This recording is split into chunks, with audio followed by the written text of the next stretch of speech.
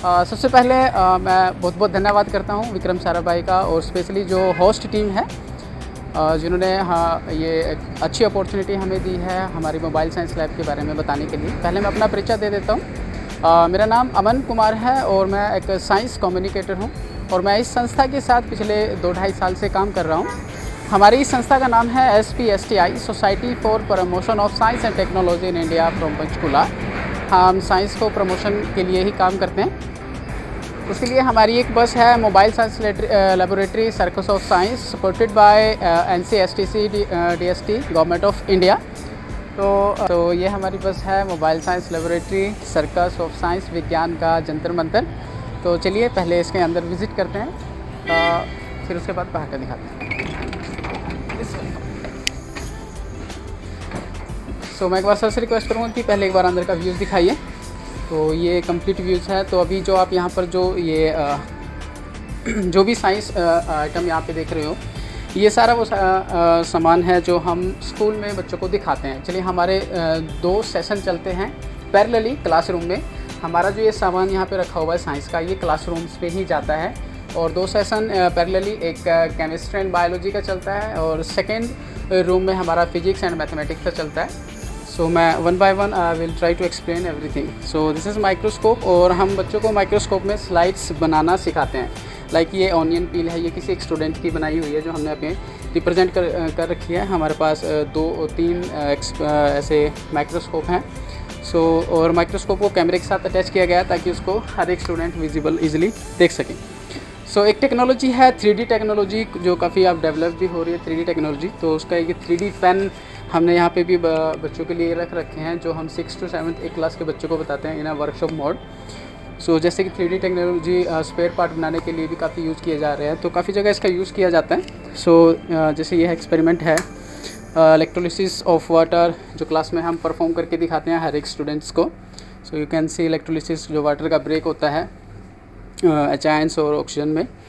So this is the capillary action most important experiment.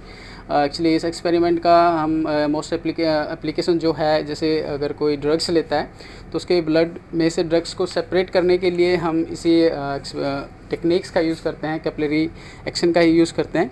और ये कुछ यहाँ पे केमिस्ट्री के कुछ फ्यू ग्लासवेयर्स दिखाए गए हैं, जैसे कि ग्लासवेयर्स कॉनिकल फ्लास्क हैं और ये कुछ फार्मूलाज डिज़ाइन के लिए कुछ बॉल्स भी हैं हमारे पास जो बच्चा उनको समझता है। जैसे कि ये फार्मूला है यहाँ पे सल्फ्यूरिक एसिड, तो सल्फ्यूरिक एसिड यानी कि H2SO4।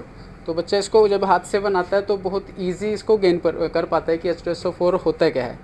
तो इसके लिए पूरी किट है हमारे पास जो हम बच्चों को डिलीवर करते हैं और बच्चा अपने हाथ से हर एक फार्मूला बनाता है H2SO4, sulphuric acid, ethanol, water, whatever.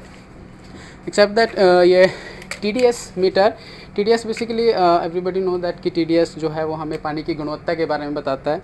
सो हम हर एक स्कूल में पानी को कैसे टेस्ट किया जाता है वो बच्चों को हम एक्सप्लेन करते हैं। टैप वाटर और RO के वाटर को अलग अलग सैंपल के साथ इसको टेस्ट किया जाता है। सिमिलरली हमारे पास यहाँ पे हायर क्लासेस के लिए इलेक्ट्रॉनिक्स हैं जिसमें ब्रेड बोर्ड में उनको सीरीज और पैरेलल सर्किट समझाया जाता है ऑन ब्रेड बोर्ड और with the help of multimeters उनको कैलकुलेशन समझाई जाती है, कैलकुलेशन कैसे की जाती है। और ये हैं हमारे कुछ मैथमेटिक्स मॉडल्स जो आप यहाँ पे देख रहे हो। जैसे कि ये जो है ये हमारी वर्कशॉप हुई थी in collaboration with Punjab state council.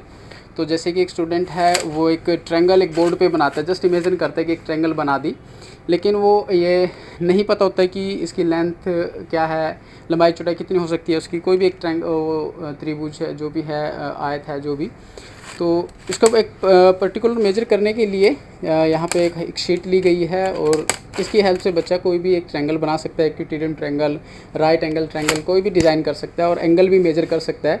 और यहाँ से वो ये भी सीख सकता है इन प्रोटेक्टर की हेल्प से कि जो ट्रायंगल होता है उसके जो 3 एंगल्स होते हैं उनका जो सम होता है 180 डिग्री ही होता है, बजाय बोर्ड पे लिखने के कि हम बता देते हैं बच्चों को कि 180 डिग्री होता है, लेकिन यहाँ पे वो प्रैक्टिकली समझता है कि 180 डिग्री कैसे बन रहा है। तो अलग अलग मॉडल्स हैं यहाँ पे हमारे पास जियोमेट्री के।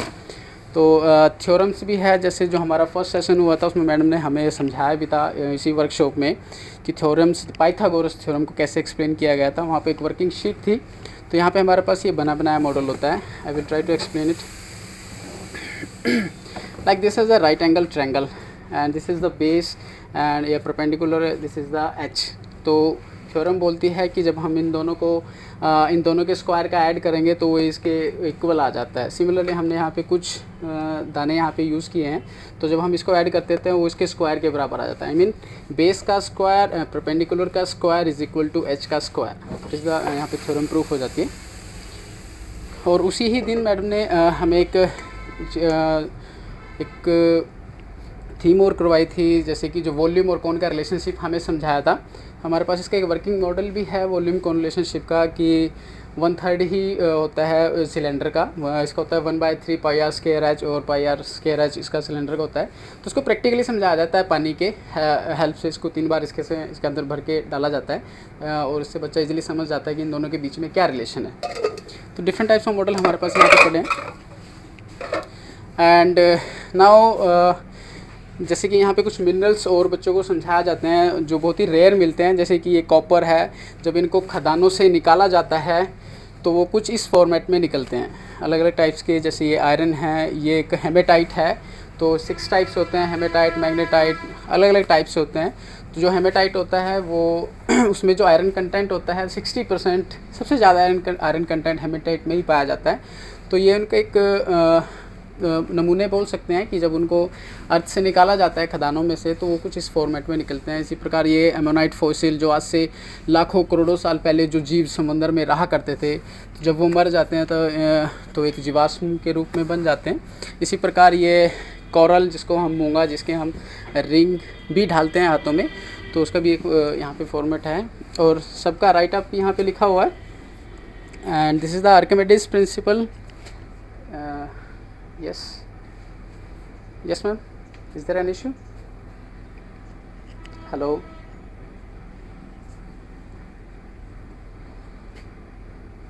so I'm audible?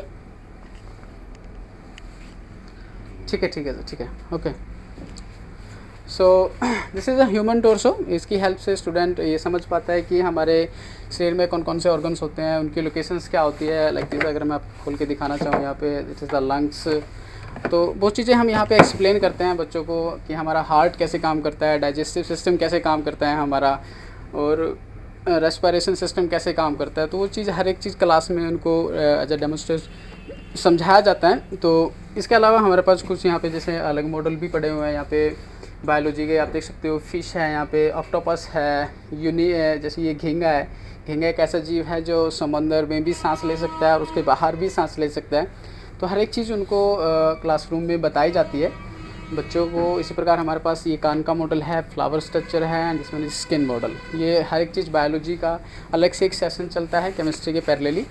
और ये हमारा कुछ ऑप्टिक्स का पार्ट है।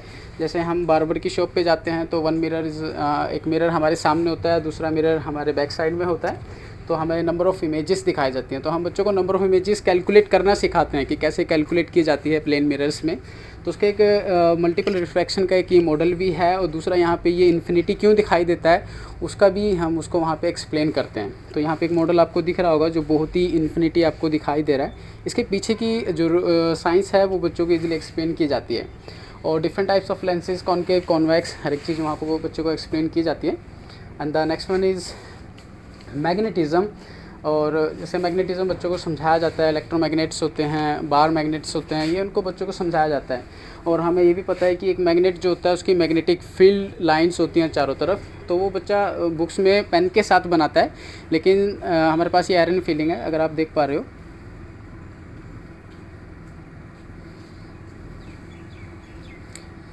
तो अगर आप क्लियरली देख पा रहे हो कि एक पैटर्न नज़र आ रहा है जिसको हम मैग्नेटिक फील्ड लाइन बोलते हैं। ये बार मैग्नेट है जो आपको दिख रहा होगा। सिमिलरली यहाँ पे यू शेप है, यहाँ पे एक magnet.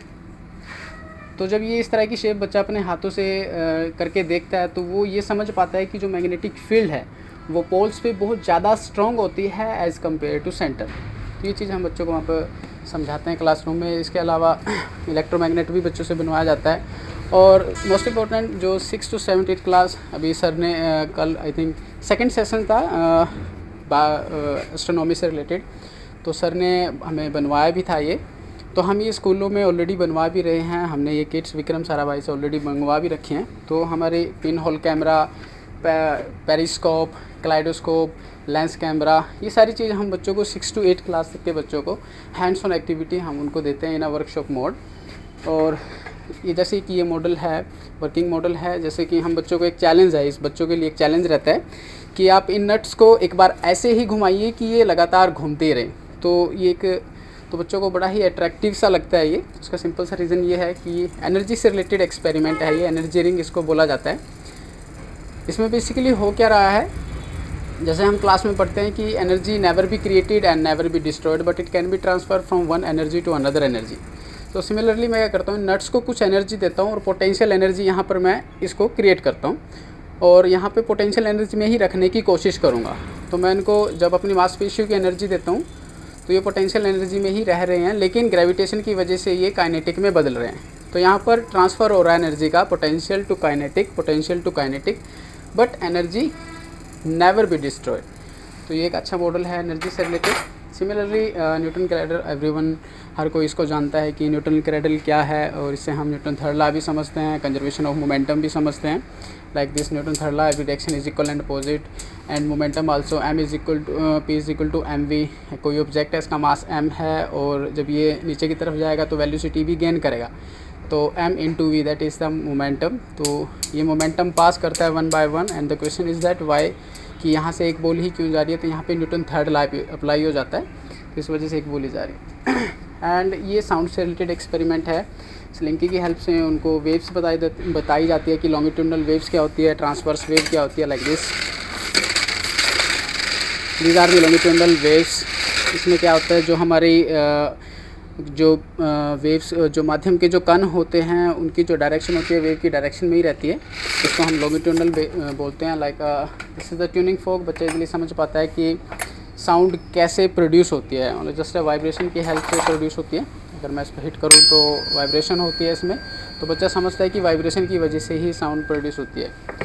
And this is the most important for high classes, when day graph generated. हमें बचपन में समझाया जाता है स्थिर आवेश यानी कि स्टैटिक इलेक्ट्रिसिटी के बारे में समझाया जाता है। जैसे हम बचपन में कंघे के साथ कागज़ के कुछ पार्टिकल को उठाते हैं, या रात को जब हम स्वेटर निकालते हैं तो कुछ साउंड की आवाज़ आती है, चट साउंड की आवाज़ आती है। जब बारिश होती है तो बादल कैसे गरजते हैं, उनमें लाइट प्रोड्यूस होती है। तो उसका यहाँ पर एक्सपेरिमेंटल मॉडल यहाँ पे समझाया जाता है। इसके अलावा और भी बहुत सी एक्टिविटीज़ होती हैं हमारी, क्योंकि हमारा जो सामान है आप देख रहे हो, ये जो यहाँ पे ट्रंक्स रखे हुए हैं, तो सारा सामान इनमें रखा जाता है। केमिस्ट्री का अलग, फिज़िक्स का अलग, बायोलॉजी का अलग। तो ये हमारी मोबाइल साइंस लेबोरेटरी है जो मोबाइल एरिया में ऐसे स्कूलों में विज़िट करती है जहाँ पे लैब्स, जहाँ पे इस तरह की लैब्स की बहुत ज़्यादा ज़रूरत है, और वहाँ पर बच्चों को एक साइंटिफिक टेम्परामेंट क्रिएट करने की कोशिश करती है। और इसके अलावा हमारा और भी सेशन होते हैं, मैं बाहर भी आना चाहूँगा। लाइक एक हैंड्स ऑन एक्टिविटी है। इफ़ योर पेन है सर, कोई बात नहीं। तो जैसे कि मेरे पास कुछ पेज हैं यहाँ पर, तो हम बच्चों को समझाते हैं इनके बारे में, थोड़ा अट्रैक्टिव बनाते हैं। जैसे मेरे पास ये पेन है, तो आप लोगों के सामने मैं इस पेन के साथ कुछ लिखूँगा पेज पर, अगर आप विजिबल कर पाओ तो मैं इस पेज पर कुछ लिख रहा हूँ। आई थिंक एवरीबडी, अगर इसको कोई देख पा रहा है, ठीक है। मैंने इन दोनों पेजों पे कुछ लिखा है, तो काफ़ी आई कैचिंग एक्सपेरिमेंट है। बच्चा नहीं समझ पाता कि क्या हो रहा है यहाँ पर, वो बुक्स में इस चीज़ों को पढ़ता है, लेकिन जब मैं इस पर कुछ स्प्रे करता हूँ तो हमें कुछ दिख जाता है।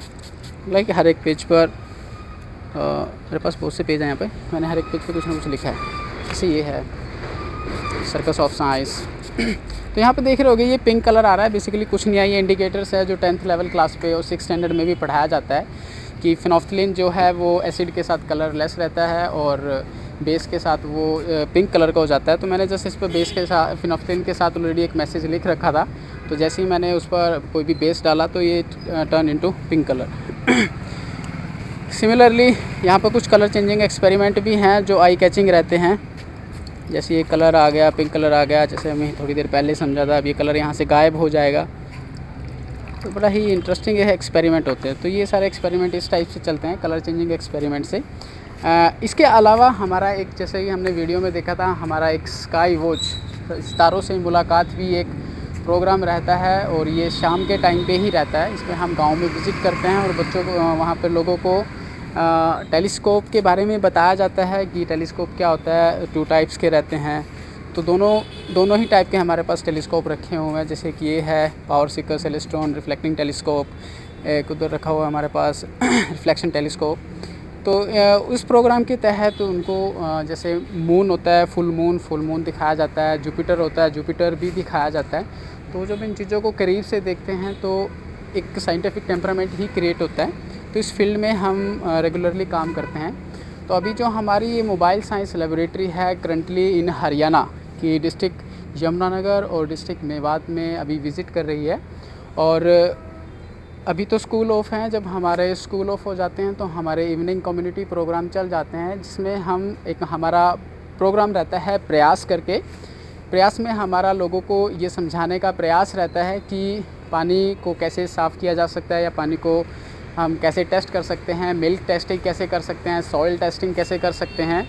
और जैसे आजकल कोविड चला हुआ है तो हमारा एक कोविड अवेयरनेस प्रोग्राम भी चला हुआ है। तो उसमें हम लोग गाँव में जाते हैं, 15-20 लोगों को सरपंच के साथ कांटेक्ट करके उनको इकट्ठा करते हैं और उनको पूरा सोशल डिस्टेंसिंग फॉलो किया जाता है और उनको समझाया जाता है कि कोविड-19 क्या है, ओमिक्रॉन क्या है, डेल्टा वेरिएंट क्या था, इनके सिम्टम्स क्या है और इनसे कैसे बचा जा सकता है। और टीकाकरण के लिए भी हम लोगों को प्रेरित करते हैं कि टीकाकरण ज़रूर अवश्य कराइए। तो इस तरह की हमारी गतिविधियाँ चलती रहती हैं। और इसके अलावा हमारे कुछ लेक्चर सीरीज़ भी ऑनलाइन चलते रहते हैं।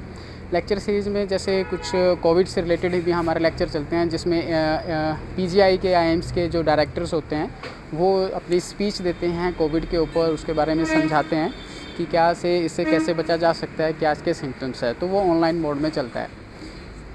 सो बस ये है हमारी मोबाइल साइंस लेबोरेटरी। मैं सर से रिक्वेस्ट करूँगा कि एक बार फिर से मोबाइल साइंस लैब को फ्रंट से और बैक से भी ज़रूर दिखाइए, क्योंकि हमारी जो मोबाइल साइंस लैब है दूर से ही कैचिंग होती है।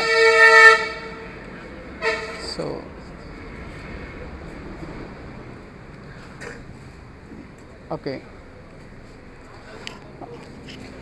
सो आई थिंक बस यही है हमारी मोबाइल साइंस लैब में अभी तो फ़िलहाल तो। बस लास्ट में एक रिक्वेस्ट करूँगा कि अगर कोई अपना सुजेस्ट देना चाहता है कि इसके अलावा ये भी हो सकता है, उसके आइडिया का मोस्ट वेलकम है। और अगर कोई हेल्प लेना चाहता है तो उनके लिए भी मोस्ट वेलकम है। हमारी वेबसाइट भी है spsti.org, आप उस पर जाके भी विज़िट कर सकते हो। और हमारी ईमेल आईडी भी है info@spsti.org, आप उस पर भी कोई अपने सजेशंस डाल सकते हो। और अंत में फिर से मैं स्पेशली विक्रम साराभाई और जो होस्टेड टीम है Narmita ma'am, specially thank you so much for giving us for this opportunity. Thank you so much.